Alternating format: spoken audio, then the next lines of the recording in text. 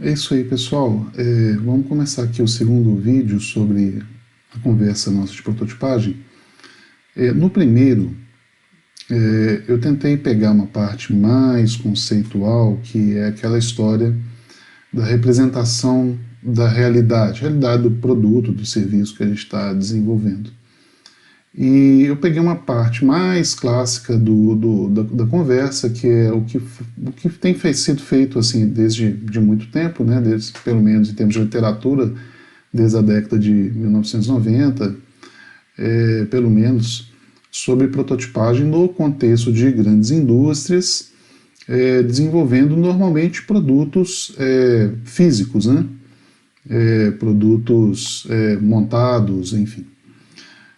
Então tem aquele desafio todo de trazendo para o início do desenvolvimento de produto a quebra das incertezas por meio de protótipos que vão ser submetidos a testes de natureza funcional, testes sobre questões de aceitação do produto e assim por diante, né?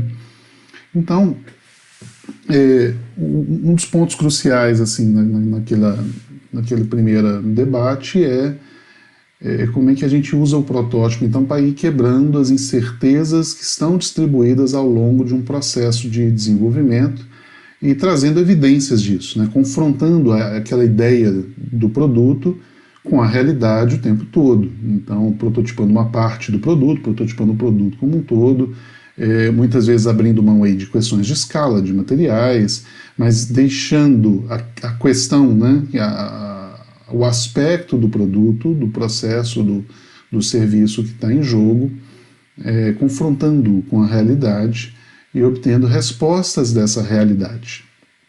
E na medida que a realidade vai respondendo, e ela responde usando as palavras funciona, não funciona, dura, não dura, é ruidoso, não é ruidoso, se rompe, não se rompe, em termos dos aspectos técnicos, né, das soluções que vão sendo propostas ali para o produto, mas vai respondendo também em termos de cliente, mercado, e isso se distribui ao longo de um processo de desenvolvimento, pegando não só a concepção técnica do produto, mas pegando todo o sistema de produção, todo o sistema produtivo, o produto, o processo, os times de trabalho, as redes de distribuição, as plataformas de comunicação, os fornecedores, né, o supply chain que vai sendo envolvido ali, tudo em alguma proporção submetido ao teste do protótipo, tá? Então, a natureza do protótipo é sempre testar enquanto é barato, testar em pequena escala aquilo que é possível se aprender daquela forma antes que o produto e o compromisso de recursos com determinado desenvolvimento atinja uma escala maior. Essa questão da escala é interessante porque é um conceito que eu vou usar para discutir esses tópicos do segundo vídeo, que é sempre importante testar na pequena escala, testar da maneira reduzida, com pequenas consequências, aquilo que, se não avaliado neste momento, e se estiver incorreto, vai trazer grandes consequências num segundo momento. Essa é uma abordagem que eu gosto de trazer para a prototipagem de serviços, porque serviços é um dos grandes pontos de interrogação, às vezes, para se fazer protótipos, porque existe aquela simultaneidade da produção e do consumo. Então, muitas vezes é mais difícil se pensar, é difícil testar um serviço em laboratório. O serviço precisa do cliente, precisa da interação para se aprender. Então, uma das estratégias de se testar o serviço, por exemplo, é fazer aquilo em uma escala menor, fazer aquilo para uma população menor. Um serviço vai ser oferecido para um estado inteiro, para uma região inteira, para uma população inteira, passa a ser oferecido para uma determinada faixa etária, numa determinada região, em determinadas condições, numa faixa de tempo, e isso vai fazendo, não só trazendo um aprendizado mais rápido, porque às vezes o oferecimento daquilo em pequena escala vai envolver um esforço muito menor, então é possível fazer aquilo ali numa escala menor de maneira muito mais rápida, mas também aquilo freia as consequências da falha. Então, a ideia de falhar num ambiente em que a consequência da falha é mais baixa, né, a redução do risco da falha, também é uma maneira de aproveitar-se, né, da estratégia do protótipo para trazer um aprendizado, um conhecimento a respeito daquilo que está sendo desenvolvido antes que seja, então, amplificada, né, a aplicação, amplificada a realidade de uso daquele serviço, daquele produto que está sendo desenvolvido. Essa ideia do falhar rápido, ela está muito, mas muito difundida hoje nas abordagens do empreendedorismo de base tecnológica, que é o contexto principal do livro que a gente está desenvolvendo, e se você está assistindo o vídeo aí depois, que já vai estar lançado, sim, espero, ela tem sido muito difundida porque é uma ideia que tem sido trazida recorrentemente à concepção de novos negócios. Então, qual que é a ideia? É um pensamento que está absolutamente predominante hoje em dia, em abordagens como o Lean Startup e outras, né, que se apoiam nas mesmas ideias, é de que seria melhor para um novo negócio, ao invés de se apoiar num planejamento muito extensivo, em análises de dados muito detalhadas, em tentar elucubrar muito a respeito de um possível futuro em várias dimensões sobre uma ideia mais completa de produto que se tem em mãos, de serviço, de uma tecnologia aplicada, faz algo muito rápido e testa muito rápido e vê o que dá, né? E vê o que o mercado responde, vê o que aquele primeiro cliente diz, e esse aprendizado ele motivaria, então, alterações no modelo de negócio e assim por diante, né? Eu vou me utilizar aqui, para dar esse exemplo de uma maneira melhor, deixa eu chamar aqui as nossas imagens. Vou inverter aqui os slides, tem uma abordagem, então, dentro dessa ideia do empreendedorismo de base tecnológica, que é do produto mínimo viável, né, que é o famoso MVP. Então, o que é o produto mínimo viável nesse contexto, que é o empreendedorismo de base tecnológica?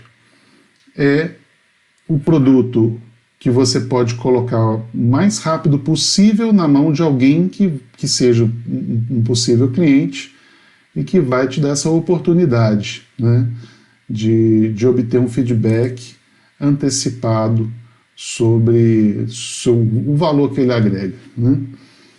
Então, nessa figura aqui, a ideia do produto né, então assim, a gente tem aqui o MVP de uma rosquinha, né? O pessoal pensa muito isso para software, mas pensando então para produtos físicos, né? Seria difícil então prototipar separadamente, né, a funcionalidade de uma rosquinha. Fazer algo ruim, incompleto, compromete o teste, porque as pessoas vão dar feedback em cima de uma coisa que não tem muita relação com aquilo que está sendo proposto. A gente está pensando num produto, na verdade, que é muito elaborado, mas ele demora para ser feito, ele tem muitos pressupostos em cima dele, então o primeiro produto que tem um mínimo de funcionalidades e que permita algum tipo de avaliação, ele vai ser o produto mínimo viável, e a resposta do mercado, a resposta da realidade, nesse caso, a sua proposta, ela vai ser dada de uma maneira muito mais rápida, muito menos custosa do que se a gente esperasse fazer aquele produto pronto, aquela coisa com todas as funcionalidades, com todas as possibilidades possíveis, né? Então, essa é a ideia do produto mínimo viável, né? Isso é muito pensado na indústria de tecnologia de informação, onde, por exemplo, alguém vai lançar um aplicativo, vai lançar uma plataforma digital e tá cheio de ideias, cheio de possibilidades, cheio de coisas, né, na mente do empreendedor, mas ele coloca para rodar aquilo que o mais rápido possível, da forma mais barata possível, vai conseguir evidenciar a proposta central de valor e aí ele pode já, talvez até numa operação de venda real, ter uma resposta imediata aí de quem seria o candidato, né, a consumidora, a cliente daquela empresa.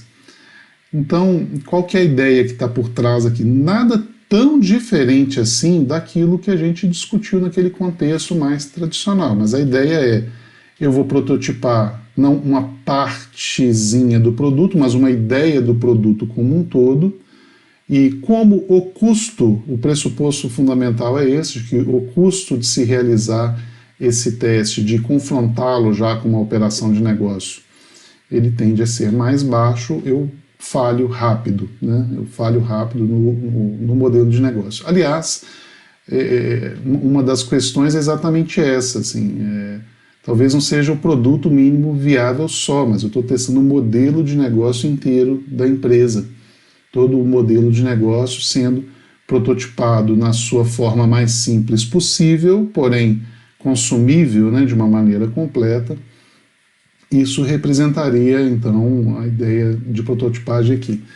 É importante dizer que o pessoal que veio com essa abordagem, e eu acho um barato, a gente aprende muito, é uma abordagem assim, de absoluto sucesso, então não é uma crítica à abordagem em si, mas vende-se essa ideia de produto mínimo viável, está escrito inclusive dessa forma no livro do Eric Ries, isso é diferente da ideia de protótipo, isso não é protótipo, isso é uma outra coisa. Eu imagino que os autores que defendem a ideia nessa hora, eles não estivessem negando nada dos pressupostos que eu já comentei aqui, mas estivessem com aquela ideia mais fechada, né, mais restrita do protótipo, como sendo uma representação física de um projeto mais elaborado que está em mãos. E aí eles tendem a rejeitar, porque eles propõem uma coisa que é muito mais ágil, uma coisa muito mais... um confronto muito mais cedo da realidade com o modelo de negócio inteiro. Então, sob esse aspecto, tem diferença daquilo que era feito em gestão e desenvolvimento de produtos tradicional, mas a ideia do teste, do confronto com a realidade rápido, de um aspecto do produto, do processo que representa a ideia inicial realidade, ela considera ela absolutamente mantida aqui. Na indústria de software, é bem interessante que muitas vezes para poder fazer essa avaliação não é necessário fazer um programa inteiro, fazer um aplicativo como um todo. Às vezes a gente pode testar só a navegação do usuário, a reação do usuário, por exemplo, com telas de PowerPoint. Né? Deixa uma tarefa com fluxo único para ele fazer, ele clica, aparece em telas, ele consegue, por exemplo, avaliar a interface do produto utilizando aquela ideia que não está nem programada naquele momento. Estou testando só a ideia do percurso dele, né, de se clicar em determinadas funções para chegar a um certo resultado. Ainda nesse campo do software, tem aplicações que são... tem uma ideia que é bastante difundida no mercado, que é a ideia do produto beta. Né? Então, o produto beta, ele te convida, te fala que aquilo ali pode dar pau, ele te avisa, mas você está a fim de conhecer, você é um entusiasta, às vezes, daquele tipo de produto, daquelas funcionalidades, aquele tipo de aplicativo, você baixa assim mesmo e você está ajudando diretamente o desenvolvimento. Né? Você está testando funcionalidades ali, você já está plenamente avisado que alguma coisa pode não funcionar como previsto, e eles usam aquilo ali como um protótipo nesse sentido, de uma consequência de falha mais baixa, com uma comunidade de early users, né, first users, que vai dar o feedback que eles estão precisando para finalizar um desenvolvimento, para fechar uma ideia. Né.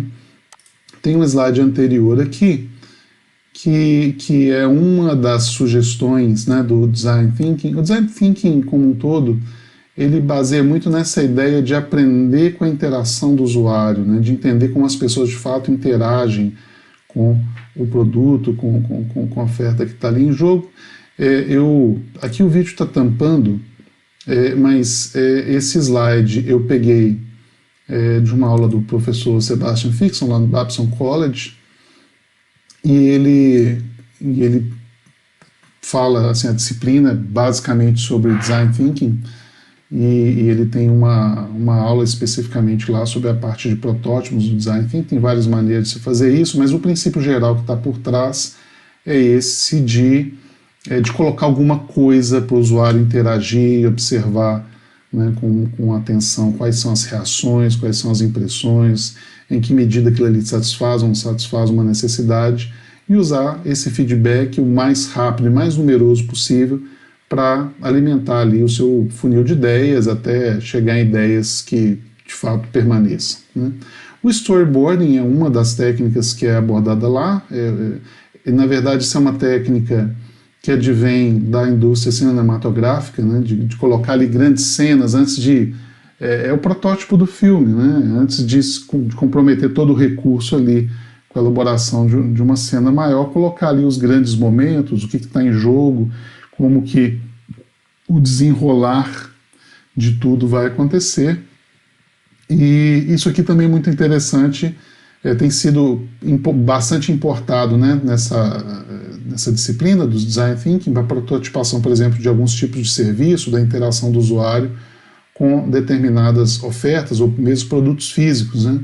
Então, colocar ali a pessoa na sua caminhada de resolver um problema, quais são os momentos que ela passa, o que ela vê, com qual tipo de informação que ele é pedido, que tipo de dificuldade pode acontecer. Então, vocês podem pensar num storyboarding, que seria como se fosse uma história em quadrinhos mesmo, né, tentando descrever esse fluxo, né, esse processo do cliente na satisfação de uma determinada necessidade.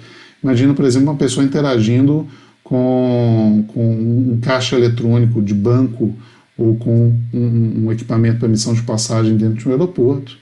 E aí, né, ela chega com que necessidade, como que ela interpreta, que tela que ela vê, como que ela de fato interage.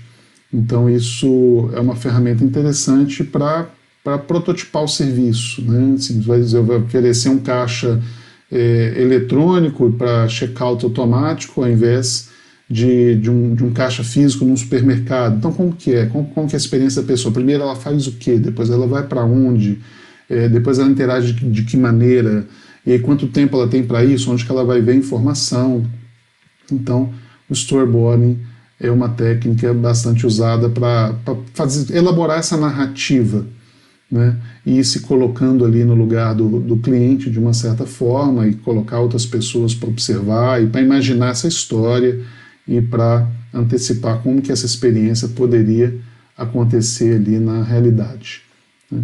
Então, essa questão, o princípio que tá por trás dos dois exemplos aqui, gente, não é muito diferente. É a questão do erra rápido.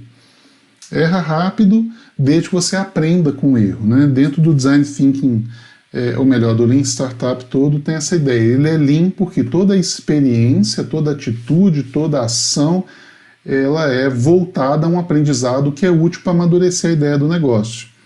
Então o desperdício nesse contexto é perder muito tempo elaborando alguma coisa que não está te trazendo esse aprendizado e que pode fatalmente ser jogada fora assim que for confrontado com a realidade. Então, quanto mais cedo se confronta com a realidade, a ideia do produto, do negócio como um todo, da solução que você está trabalhando, melhor. E isso vai deixando o desenvolvimento mais lean, né? Ou seja, vai trazendo o aprendizado mais rápido e fazendo o negócio como um todo convergir mais rápido para aquilo que é a ideia final, tá? Então, vocês vão ver muito falar disso, vai ter um monte de gente falando, isso não é protótipo, isso é uma ideia muito nova. A ideia em si não é nova, tá? A aplicação ela é interessante, mas os conceitos já estão colocados aí, né? O conceito do uso do protótipo para o aprendizado está voltado aí. Eu tinha uma anotação aqui sobre isso, enquanto eu tento lembrar o que era. No próprio capítulo do livro que eu estou disponibilizando para vocês, tem um link lá onde vocês podem ver o MVP do Dropbox, por exemplo, ele está disponível, né, aí no YouTube, tá? Que assim, não precisa daquela operação toda funcionar, tá funcionando ali por detrás, para ver como que as pessoas vão reagir à oferta de valor que está sendo colocada. O exemplo que eu estava tentando lembrar aqui é também desses deliveries de comida, né? Então, vocês devem imaginar que tem todo um automatismo por trás dessas plataformas, mas os primeiros testes desses produtos não eram assim, né? Tinha muita gente fazendo as coisas manualmente, digitando, ligando para o lugar, né? Muitas vezes a coisa caía na tela, né, de um dos operadores ali, ele ligava para o restaurante e fazia o pedido por telefone, que é exatamente aquilo que na propaganda fala para você não fazer, mas eles faziam aquilo ali, mas para o usuário, a experiência que ele estava tendo é que tudo rodava de uma maneira absolutamente eletrônica, mas isso era suficiente para obter o aprendizado, ver se as pessoas iam, de fato, aderir à oferta que estava sendo realizada, e isso eliminava uma incerteza, encorajava a investir, então, naquilo que seria, de fato, o sistema automático, o sistema conectado e assim por diante, né? Tem isso aqui é o que eu queria discutir com mais tempo aqui com vocês, que é essa coisa do movimento maker e de algo que está conectado a isso, que são os laboratórios abertos de prototipagem. Bom, tem muita coisa que converge para criar esse movimento, e eu vou explicar o mais rápido que eu puder aqui o que é, mas é interessante a gente ver convergências de cada elemento, porque tem toda uma evolução das tecnologias, por exemplo, de impressão 3D, e que eu comentei no vídeo anterior. Imagine que isso era absolutamente caro há determinados anos atrás. Eu já trabalhei com isso em tempos, né, bastante tempo atrás, quando eu estava na indústria, a gente precisava de fazer um protótipo 3D. Aquilo era muito interessante, porque se fosse fazer manualmente seria às vezes mais impreciso, não ia representar o desenho. A gente conseguiu obter algo físico para testar numa bancada, num equipamento de laboratório muito antes do que a gente poderia por qualquer outro método, mas era caro, era complicado, o equipamento não estava disponível, enfim, mas ainda assim era um grande pulo do gato para se acelerar o ciclo de prototipagem. A questão é que essas tecnologias, não só da impressora 3D, como de uma série de outros equipamentos, e eu vou comentar aqui, elas não só foram barateando com o tempo, né, que esteja lá, olha que barato, mas foram barateando muito, e ao mesmo tempo elas foram se tornando acessíveis do ponto de vista de quem opera. Então, o nível de especialização de uma mão de obra que opera o equipamento desse hoje, ele é menor do que já foi no passado, e isso viabiliza com que tenha mais equipamentos e mais gente possa operar, né? Então, contando essa história, né, a partir de um ponto de partida tecnológico, né, as tecnologias vão ficando mais amigáveis, vão ficando mais acessíveis, e o fato de ficar acessível não só barateia para aquela indústria mais pesada que utilizava, mas vai abrindo um novo campo de usuários, né?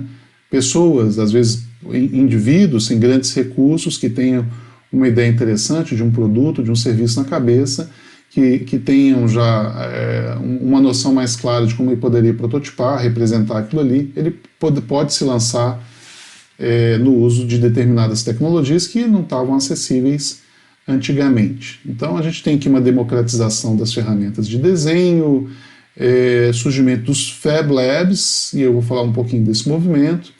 Tem também uma questão do financiamento, né, uma possibilidade de se obter um dinheiro para empreendimentos individuais ou de poucas pessoas por canais que não tinham antes, e um certo arcabouço que existe hoje, que não é um tema específico da nossa disciplina, mas se falando de empreendedorismo de base tecnológica, hoje tem uma série de instituições de apoio, todo um aparato no ecossistema de inovação que é para acolher um empreendedor que tem uma boa ideia, tem condições de fazê-la, que enxerga o mercado, uma oportunidade de negócio, e ajudá-lo a mover, a desenhar esse negócio e provê-lo, né, de recursos gerenciais, físicos, financeiros, para colocar o seu negócio à frente. Então tudo isso tem a ver com esse movimento hoje que é o Makers, né, aquilo, vá lá e faça você mesmo,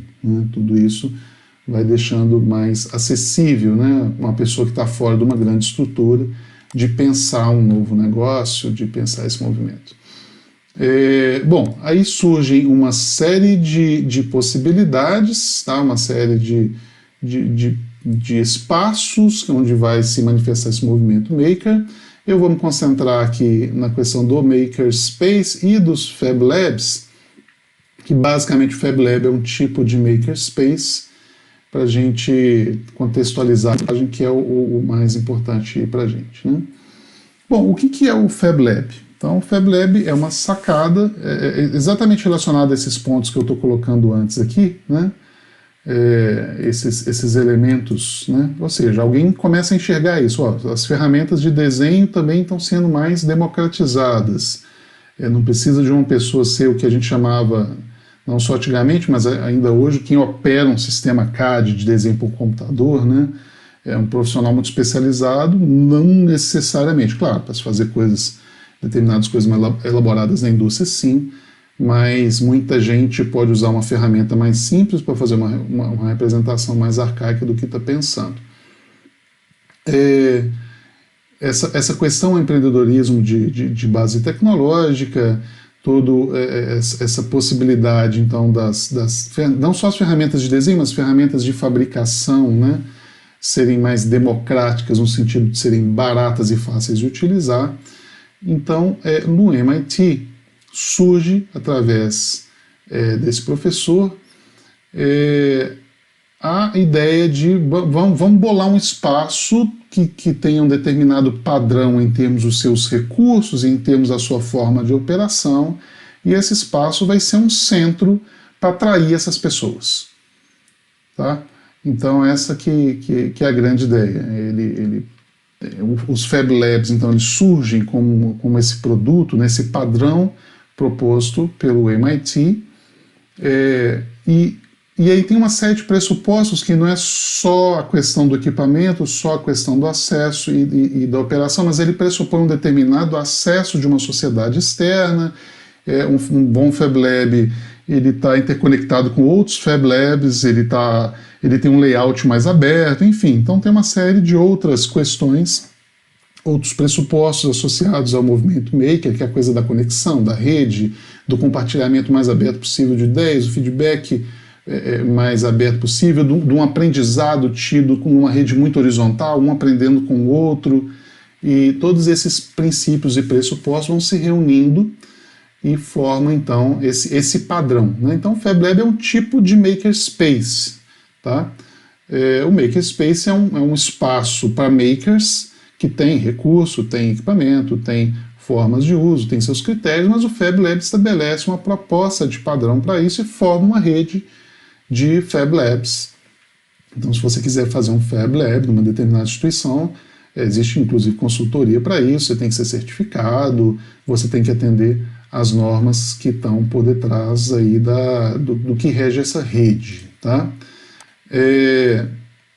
Então, o que eu deixei um pouco, né, sobre esses pressupostos que eu estou comentando, uma plataforma de prototipagem rápida. Então, plataforma nesse sentido, tá? No sentido de ser um conjunto de recursos agrupados, né, com recursos físicos e gerenciais agrupados, destinando-se a atender uma série, todo um público mais abrangente, que não tem lá um conhecimento muito aprofundado em mecânica, eletrônica, ferramentas de desenho, mas podem ser treinados rapidamente para se valer desses espaços e prototipar rápido aí, numa intensa troca de informações, as ideias que tem aí de produtos, serviços, negócios e assim por diante. Tá? Então, enfim, eu tenho outros slides aqui para falar um pouco dos Fab Labs. Esse aqui é um exemplo do Senai, aqui, né, na região metropolitana de Belo Horizonte. Eu até deixei aberto aqui para a gente dar uns exemplos assim do que são esses makerspaces, né? Isso aqui é um exemplo que é muito interessante, um exemplo da própria UFMG, um laboratório aberto de biologia sintética. Então, fugindo da caixinha aqui da mecânica, da eletrônica, da impressora 3D, eu convido vocês a conhecer essa iniciativa, né, feita ali no ICB. Esse site, para o mesmo momento que eu estou fazendo a gravação aqui, ele parece ser uma coisa em construção, mas a ideia já está rodando e é algo que é bastante legal, né, que foge aí desse mainstream, né, dos Fab Labs e de outros makerspaces voltados a outros tipos de tecnologia. Eu deixei aqui, por exemplo, nesse site fablabs.io, é um site que fala sobre a rede como um todo dos Fab Labs. Aí eu deixei até aberto aqui no ISO Fab Lab, que é um Fab Lab da Universidade Corporativa do Grupo Fiat Chrysler, fica ali em Betim. Eles já abrigaram um workshop do nosso Instituto de Inovação e Gestão e Desenvolvimento de Produto. Em 2016 as pessoas puderam visitar, estava recém-inaugurado o Fab Lab lá na época. Tá? Então todos os Fab Labs aqui na página, eles têm um pouquinho da descrição, um pouquinho dos recursos que estão disponíveis lá, uma pessoa de contato. Tá? Eu vou falar um pouquinho desses recursos. Se não me engano, eu deixei aqui um mapa, isso, né? Esse Fab Labs I.O.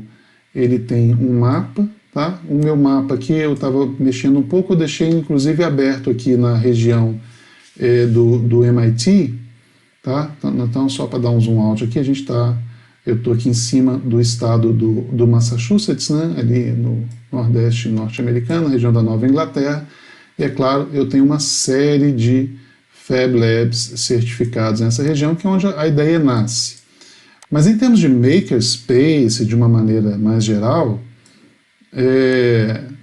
eu acho que não caberia aqui, a gente não tem uma estatística disso, mas só no próprio MIT e associados você tem dezenas de laboratórios que têm recursos dessa natureza, acessíveis aí a alunos, empreendedores, gente da sociedade de uma forma geral, cada um tem aí sua dinâmica, né, de funcionamento, de abertura, mas a gente tem não poucos exemplos, né, tem dezenas de laboratórios só na estrutura dessa universidade, que é uma das, né, dessa região aqui, de referência, né, em termos de espaços para prototipação e para a prática aí dessa inovação maker, né, na prática.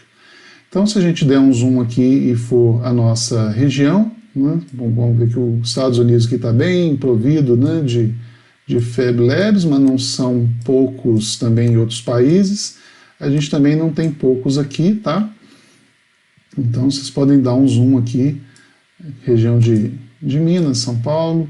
São Paulo tem bastante, aqui no entorno de Belo Horizonte nós temos lá com os colegas da Newton, tem o da ISO, tem o Fab Lab do Senai, ali no sítio Senai, a cidade ali do conhecimento. Então, todos esses espaços aceitam visitas, enfim, cada um tem uma certa política, mas é um dos pressupostos da rede do Fab Lab ter um determinado nível de abertura. Então, a saber como acessar, mas são espaços que têm essa possibilidade. No próprio UFMG, a gente ainda não tem nada certificado pelo MIT como rede Fab Lab, mas a gente tem a iniciativa do professor Eduardo Valadares lá no ISEX, que é um ambiente com essas mesmas intenções e com vários desses recursos, que é um lugar também para se conhecer e que, para eventualmente, agendar aí quem tem uma ideia e gostaria de se aproveitar de um espaço dessa forma para prototipar. Tenho certeza que o professor e sua equipe podem recebê-los lá para bater um papo.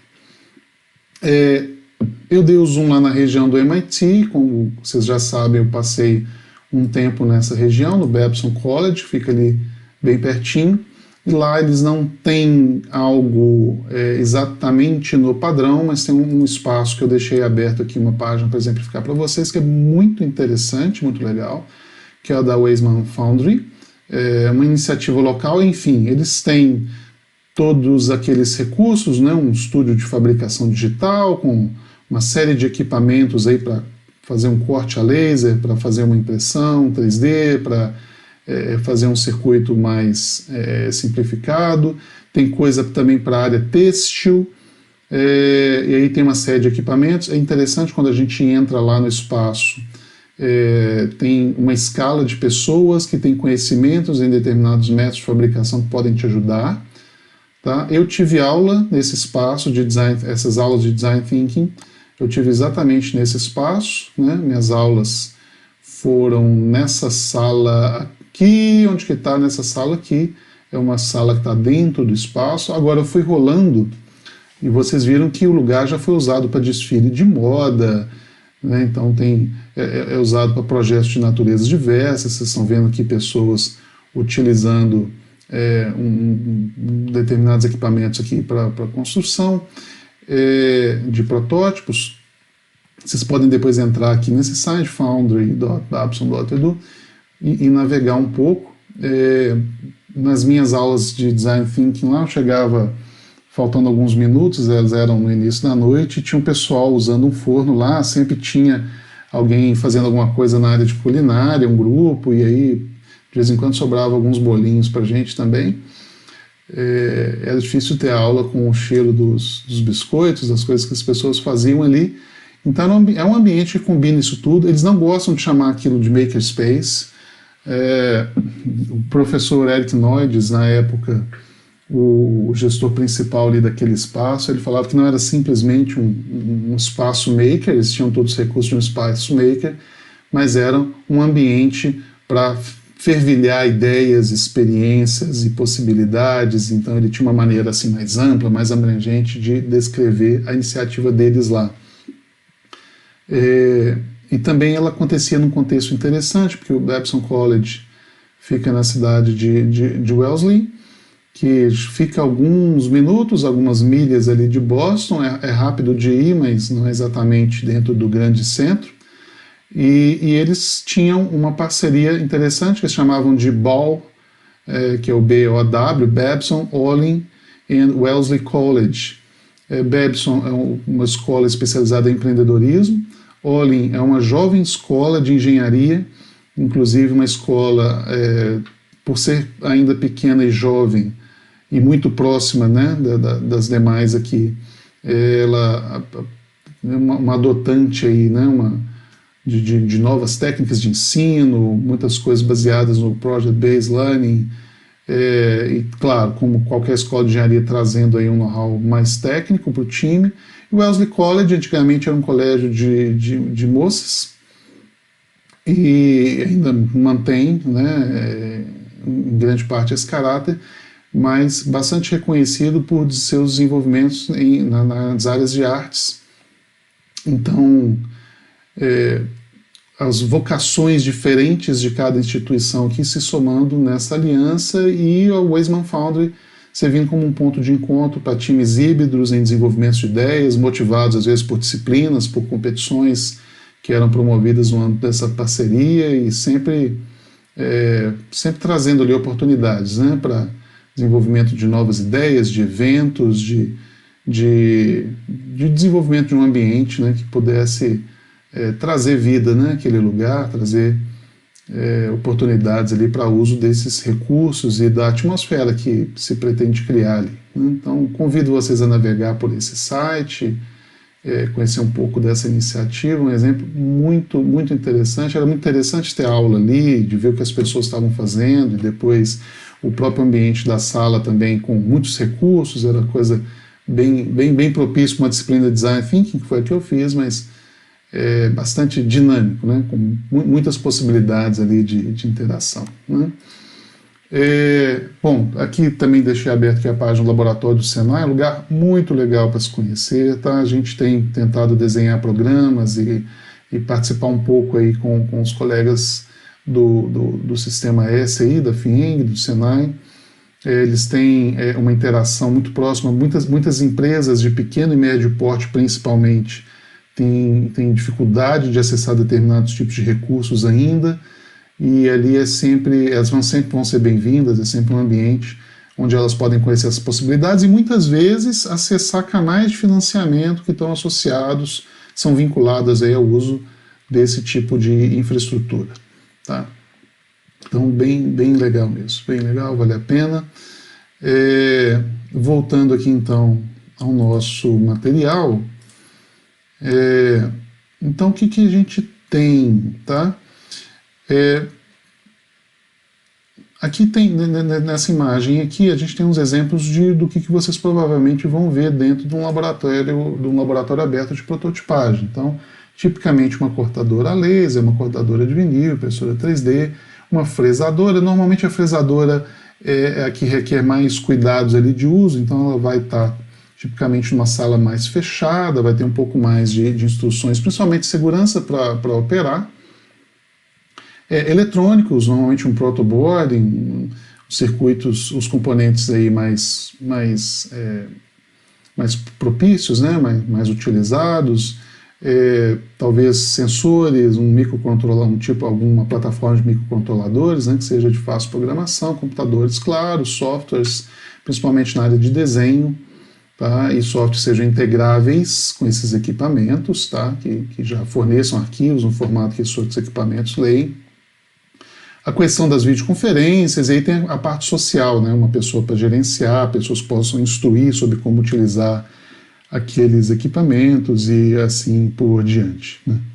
E aí vem exemplos para quem não conhece muito bem aí esse tipo de espaço, o que dá para sair, né, que tipo de coisas podem ser feitas com cada tipo de equipamento desse. Então, tem exemplos aí de da cortadora laser, uma cortadora de vinil, a impressora 3D, claro, né, sempre com exemplos bem interessantes das formas geométricas em volumes, tá?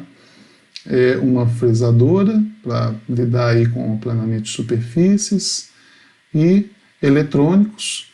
E aí as imagens estão me fazendo lembrar aqui, né? Hoje nós temos muitas plataformas modulares, vocês estão vendo aqui, esse aqui é um Arduino, que são sistemas programáveis que podem realizar múltiplas funções, que exigem uma habilidade não tão aprofundada assim de conhecimento de programação. Então, pessoas, não chega a ser um leigo que possa usar, uma pessoa com um pouquinho de noção técnica, um treinamento muito mais simplificado que já foi feito antigamente, que já foi necessário antigamente, pode operar, utilizar um sisteminha desse para fazer algum tipo de função ou interagir com sensores, atuadores, e enfim, né, poder colocar a sua ideia na prática aí. Então, essa que é a ideia, né? Assim, todo esse movimento, junto com essa ideia do empoderamento do indivíduo, né? Trazendo, ou seja, tirando só do ambiente da grande empresa industrial o acesso a determinados tipos de recursos, tá?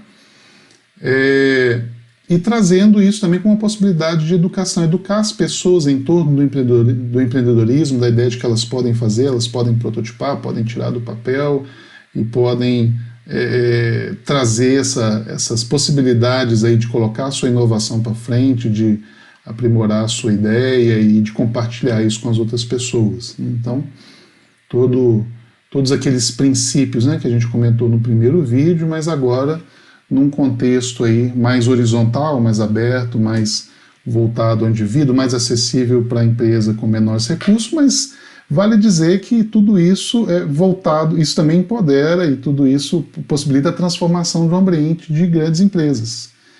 Não é à toa que o exemplo que eu trouxe, onde a gente fez workshop, a própria Universidade Corporativa do Grupo Fiat do Grupo Fiat Chrysler ter, né, um espaço como esse, assim como várias outras grandes empresas também atuando nesse sentido, é uma maneira de dizer que isso também beneficia organizações de diversas naturezas, finalidades, e traz, né, toda aquela ideia da representação, toda aquela ideia da modelagem da realidade para testar as concepções iniciais e reduzindo riscos, elas também são válidas aqui nesse ambiente, tá?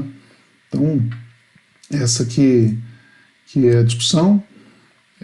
A gente vai fazer uma dinâmica sobre isso, tá?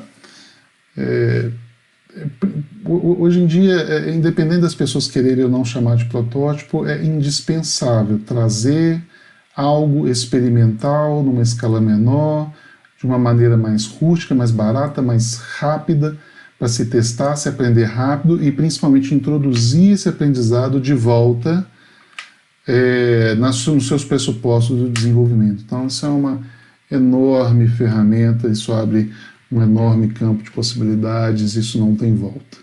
Então, esse é o papo sobre prototipagem, a gente não podia condensar isso demais. Na verdade, a gente poderia talvez expandir mais, dá para trazer uma infinidade de exemplos, já fizemos apresentações sobre isso em programas de pré-aceleração, já conversamos com pessoas de empresas, com empreendedores, mas a gente vai ter oportunidade em conteúdos vindouros aí da disciplina, tratando com outros métodos, outras técnicas, de recuperar um pouco o papel da prototipagem, do teste, dos ciclos no desenvolvimento aí de produtos e serviços inovadores, ok? Então é isso, obrigado e até o próximo encontro ou até o próximo vídeo.